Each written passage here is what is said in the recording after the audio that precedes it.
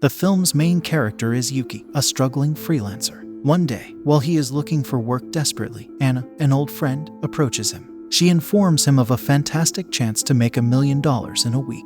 They choose to proceed with the admissions process despite the announcement's dubious appearance in order to see where it goes. A few days later, Yuki and Anna are in a car with a large group of other applicants for the position. They are brought to a remote structure that resembles a bunker. In search of an explanation, they enter the building, but discover it to be completely empty. Then, a robotic voice informs them that they will be cohabitating for the following week while being heavily filmed and going without phones and computers. All they have to do is make it through the week and collect the $1 million prize at the end. None of the contestants fully comprehends the task, but they all agree to participate. They have one last opportunity to leave after the final announcement, but nobody does. Instead, day one begins as they enter a dining hall and the door closes behind them. A timer that displays how long the participants must remain in the house is mounted on a nearby wall. Another set of numbers that no one can decipher is hidden beneath it. They decide to concentrate on the food on the table instead, assuming it is unimportant. The dolls placed on the table to represent the participants' 10 numbers are not missed by the participant.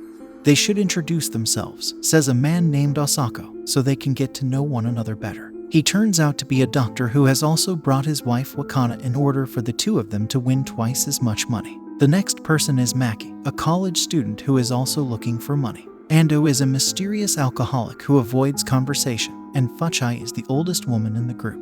Everyone introduces themselves, with the exception of Miza, a stunning girl, and Iwai, a young man. Hiro finally introduces himself. He is the one who starts conversations and keeps them going. One of the dolls makes a robotic noise that interrupts their conversation. The robot that is attached to the ceiling and is in charge of punishing rule breakers is introduced to the participants. Everyone will be assigned a room based on their assigned number, according to the rules, but nobody is permitted to leave their room after 10 p.m. If the robot discovers someone breaking the rules, they will be removed. The group asks what elimination means, but no one can explain it. The second rule states that everyone in the home should cooperate to find the perpetrator of a crime. One detective will identify the suspect they believe to be the criminal. The accused will then be declared innocent after everyone has cast their votes. If they make it to the end, the detective who cracks the case will receive a bonus. At the end of the week or when there are only 2 survivors left, the game will end. After hearing the final rule, the group becomes tense, but Yuki soothes them.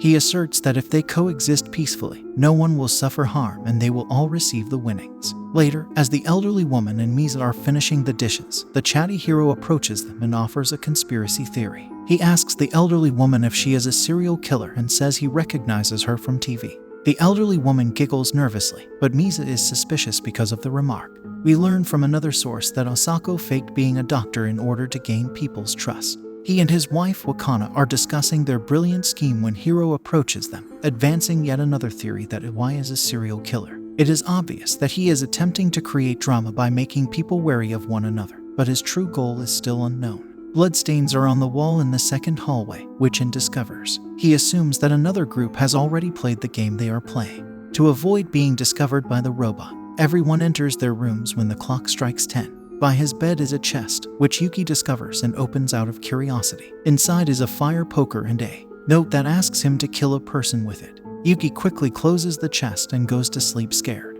The next morning, he is woken up by Anna, who reveals that every room has a chest with the same message, but a different weapon. Some contestants may decide to use their weapons, which means everyone must be careful. Suddenly, a scream from the hallway startles everyone. It turns out that someone used their gun and killed Hiro with 5 bullets to his body. Everyone is shocked except Iwai, who laughs to himself, making the group believe he is the culprit. Yuki, who is terrified, tries to flee, but the only door leading outside is securely closed. Now that they know one of them is the murderer, the group must find out who he or she is. The 8 people who are about to be eliminated are represented by 8 coffins in the room where Hiro's body is abruptly carried by the guard. The robot then requests that everyone begin the investigation before throwing Hiro into one of the coffins. If the criminal is apprehended, the prize money will be doubled for the detective, the offender, and the family of the deceased person. Iwai is said to have killed Hiro because Osako believed he was a serial killer. He laughed when he saw the dead body, which only serves to fuel the group's suspicion. Yuki decides to side with Iwai and orders everyone to display their weapons before making accusations. Anyone with a gun is presumed to be the perpetrator. The plan seems good, but the other members of the group refuse to go along because doing so would put them in danger because the assailant would target the person with the least lethal weapon. Iwai ultimately receives the majority vote and is labeled a criminal. He is taken away by the guard robot and placed in the cell next to the coffin room. When Yuki gets back to his room, he opens his chest once more and discovers a gun there.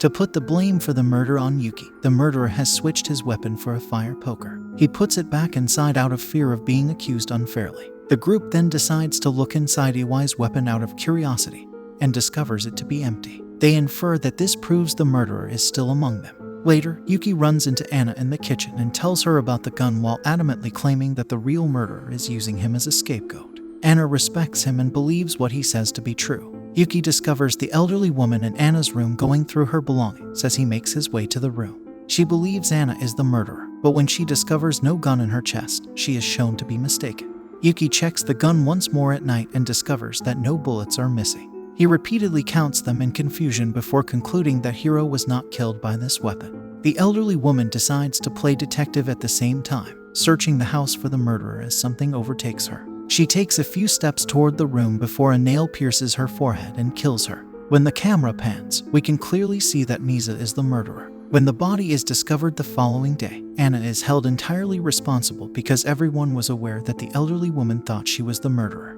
Even though Anna claims she is innocent, they believe it was a revenge killing. Yuki joins her, giving Osako the impression that he is part of the scheme. He pulls out a knife and begs everyone to keep their distance so that the offender can be punished. Ando tries to defuse the situation, but is then blamed for the murder. When prodded, he admits that his son left the house 6 months ago, claiming to have found a job that pays well. Ando made the decision to look into this gig himself because he never made it back home. He believes that his son and those who were with him died as a result of their opposition to one another. His concerns are acknowledged by the other members of the group, and the argument ends on its own. Ando visits Yuki's room after everyone has gone to bed and reveals that he has discovered a way to stop any further deaths. He has calculated that the robot only rotates counterclockwise and is stationary for 10 minutes prior to each round. They can therefore freely roam the house without worrying about being discovered if they always follow the robot.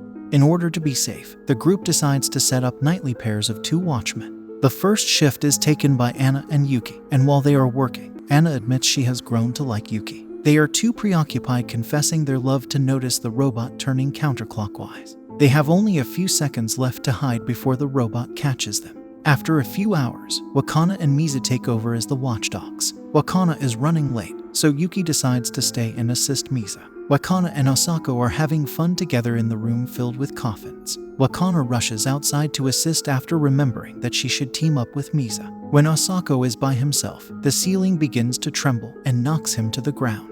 The news of his passing is announced to everyone the following morning. A distraught Wakana swears to kill the person responsible for her husband's death. The ceiling starts to move once more, prompting the group to flee the space. They observe the college student outside holding a remote control for the ceiling. He claims to have just been testing the remote after finding it on the ground, but he is aware that no one else in the room shares his convictions. He pulls out his crossbow in a fit of rage, threatening to kill anyone who places the blame on him. Everyone retreats except Wakana, who is determined to exact revenge for her husband's murder. She uses a battle axe to attack the man before doing the unthinkable to herself. There are now only 4 people alive after 3 consecutive fatalities. The number of streamers watching them is then made apparent to be represented by the odd collection of numbers on the wall. Yuki is enraged that millions of viewers are watching them perish for amusement while he is powerless to stop it. Misa and Anna are preparing tea for everyone later in the evening. Misa prepares a drug in the kettle and serves it to the rest of the group when no one is looking. She reveals that she is here to raise money for her sick son back home's medical expenses. She murdered the elderly woman for this very reason, and she will kill anyone else for money. Yuki visits Misa's room at night to talk, but all of a sudden his hands stop moving, and he collapses to the floor. Misa informs him that she has used a muscle relaxant to drug both him and the other members of the group. Yuki manages to push her away and escape as she prepares to kill him. The robot spots them in the hallways and orders them to return to their rooms right away. Yuki enters a nearby room just before it starts shooting, but Misa is killed in the commotion. The 3 remaining survivors emerge from their rooms the following morning after the drug's effects have worn off. They notice how Misa's death scene resembles Hiro's death quite a bit.